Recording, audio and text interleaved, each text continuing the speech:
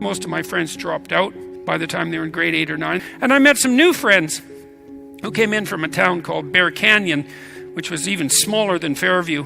And these kids came from even farther north. They were off to college, and they were willing to do well in school, well enough anyways, to ensure that their futures weren't compromised. And we went on a trip with them, a long trip, 1,500 miles, something like that, and took along Rob and Chris.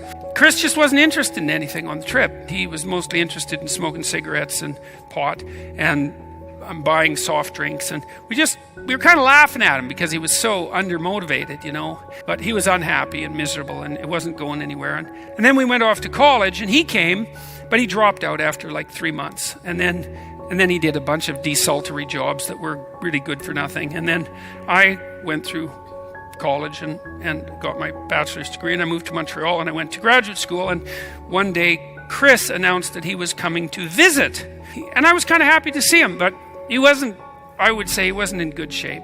I was about 27 or 28 at that point, and my life was going upward in a pretty decent direction, and his wasn't. And so he was more like 40-year-old, 27-year-old, and he'd been smoking too much. His fingers were yellow, and and he was too thin, and he was a lot more cynical than he used to be. One of the things that had happened to him was that he had deeply incorporated this idea that any ambitious activity on the part of someone, perhaps someone at all, but certainly on the part of someone who was male, was wrong. And the reason it was wrong was because, well, look at what we were doing to the planet. We were polluting the damn thing in 50 different ways, and there was the omnipresent threat of thermonuclear war, and we weren't concerned about global warming at that point. We were overpopulating the damn planet to the point where by the year 2000 there was going to be mass starvation, and we were going to run out of fossil fuel, and so all of that turned out to be utter anti-human nonsense, which he imbibed thoroughly. And so he never really got a girlfriend, and he never really got a job, and he never really had a life, and that's not so good. That's not a real recipe for anything but bloody, profound misery and bitterness. And by the time he came to visit me in Montreal, that was there in spades, man. It was there in spades, and the darkness that was in him was a lot deeper and a lot more dangerous. And I was living with my wife at that point. We'd made arrangements, because he moved in with us.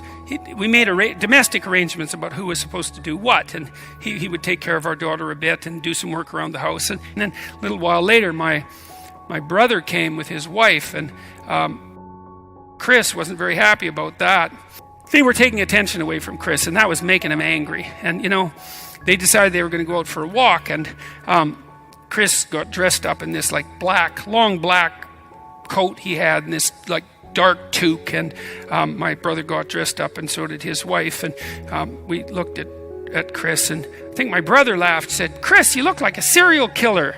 And it's, ha ha ha, it's a serial killer. You know how funny they are. And so they went for a walk, and then they came back, and Chris wasn't any happier when he came back, and he had his bedroom, and my brother and his wife were sleeping in their bed, and I was sleeping in my bed and with my wife, and it was like 2 a.m, and I wasn't sleeping at all. And then it was like 2:30 in the morning, and I wasn't sleeping. And it was like 3 a.m, and I wasn't sleeping. And I was thinking, man, there is something in this house going on that is not good. And I knew what it was. And so I got up and I walked over to Chris's door, and I knocked, and I came in, and then he was sitting up in bed, not looking happy at all. And I had a chat with him about how resentful he was feeling about everything, and just exactly what the hell he thought he was up to, and if he really thought that was a good idea, and talked him back down into something vaguely resembling sanity. And I don't know why I was awake. I think it was probably a smell, because you can smell things that you don't know you can smell. And that's part of what keeps you alive when you need to. But there was no doubt that some plot of bloody murder was being hatched in the imagination of my erstwhile friend. And I knew him well enough to know that he was capable of going extraordinarily dark places, and certainly had gone there that night. And anyways, we talked, and that was that. And it was settled, at least for that evening. And he went to bed, and I went to bed, and I went to sleep. But my brother woke up the next morning, and he said to me, he said, I don't know what the hell was going on here last night, but I really couldn't sleep. I don't know what was wrong. And I didn't really tell him what was going wrong. Well, so we lived with Chris, for about another 6 months after that. And he actually made some progress. He got a job. It wasn't much of a job. He was working in a parts warehouse, which, by the way, is a fine job. I'm not complaining about that. And we finally moved to Boston, and he didn't come along. And he visited us about a year later, and he wasn't doing too bad at that point. He'd moved back to Alberta, and he had a job there, and it was okay. It was okay. And he had started to write, and he wrote some nice stories, and he took some good photographs too. He was quite talented, actually, at both of those things. But then old habits reasserted themselves, or maybe his underlying illness reasserted itself, and he drifted back off into unemployment and moved back with his parents, and things just went from bad to worse. And he phoned me on his 40th birthday, and he was quite happy in a melancholy way. And he said that these short stories that he had been writing and he'd been sending to me, which he'd made into about 3/4 of a novel. Anyways, they'd been compiled into a sequence of stories, and they'd been published by a small press in northern Alberta, which was quite an accomplishment. And so he was very happy about that, and we had that conversation and said goodbye. And then a week later, I heard from his father. He'd taken that goddamn truck out into the Rocky Mountains and hooked up a pipe from the exhaust to the cab and sat there smoking cigarettes until he died. And they found him, I don't know, a couple of weeks later, which I don't imagine was particularly pleasant. And that was that. So that was Chris. He couldn't figure out how to be dangerous in a useful way. So he became dangerous in a useless way. We're playing a stupid game in our society, with young men, young women too, failing to encourage them properly and allowing them to believe that there's something intrinsically wrong with human beings and our activity. I've seen this with lots of young men, lots of them, lots of the ones who come to see my talks.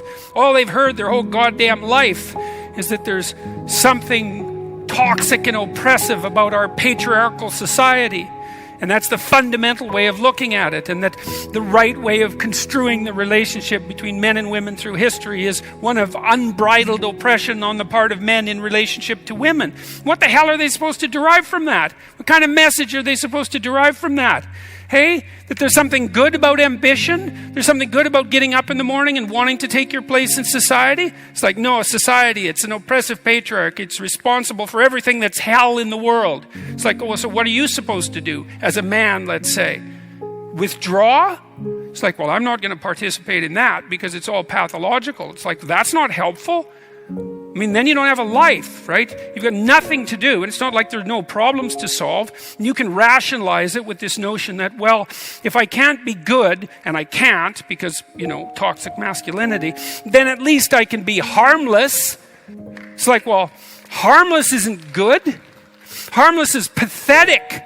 You've got no respect for yourself if all you are is harmless. I mean, and besides, you're not here to be harmless. You're here to be dangerous in a useful way. That would be good. How do you convince someone that something is important? You say, this is important? It's like, oh yeah, that really works. You want to change a habit you have. Hey? So you sit down on the side of your bed and you say, hey, this is important, change. And next day, man, you're a new man. It's like, no, that doesn't happen. If you're going to convince someone that something's important, you have to go to war with them. Like, it's a battle, including yourself.